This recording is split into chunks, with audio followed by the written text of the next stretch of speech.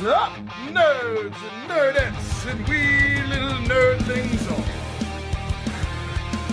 It's your buddy Big Johnny G for Two Gun Fix-It presents Legendary Gaming.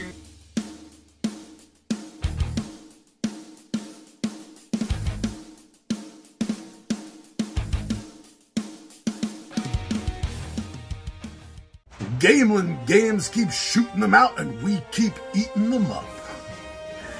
One of their newest titles has made it officially to our gaming radar.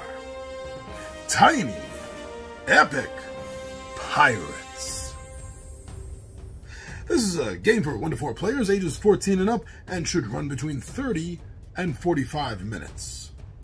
Tiny Epic Pirates is a 45-minute 1 to 4 player game of high seas adventures utilizing a variable rondel action system and action comboing.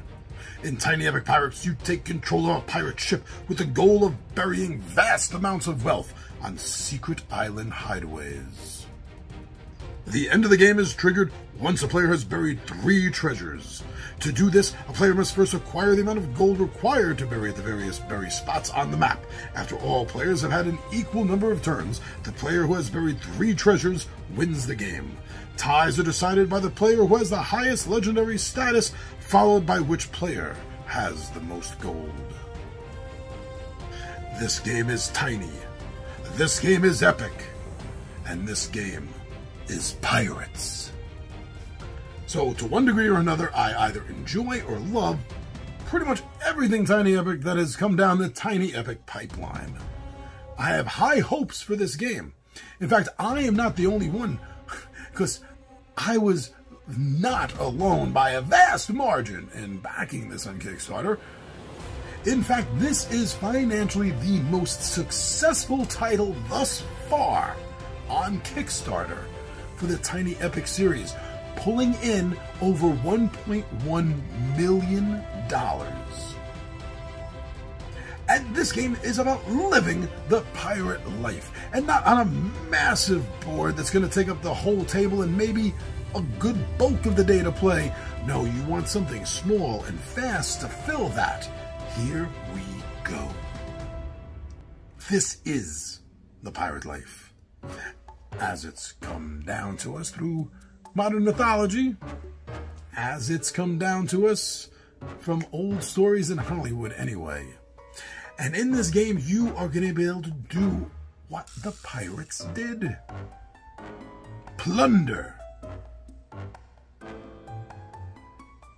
Trade. Crew up. Attack ships.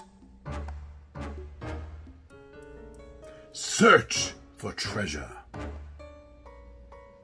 And of course, bury said treasure.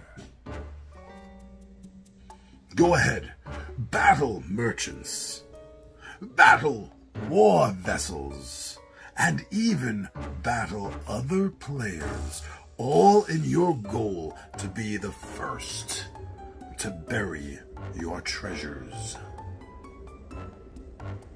The rondel system that it talks about looks really interesting. I don't know much about it and how it's going to work up on comboing effects in this sort of worker placement looking game. Taking your crew and putting them at certain tasks in the game that you need them to accomplish for you to get to your ultimate goal. And that includes even taking in new crew members.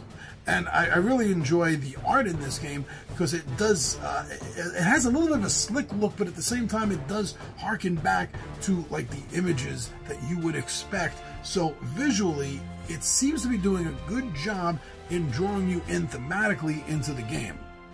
And that also goes for the miniatures. The 7 ship minis that come with the game all look really fantastic. And if I was a painter like some of you are, I know I'd probably be looking forward to giving these a really nice paint job.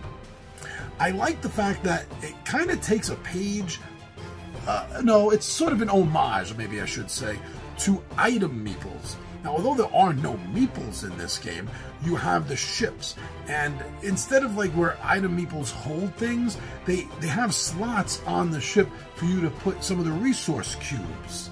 So you see exactly what the ships have, and visually it just, I really like the way it looks.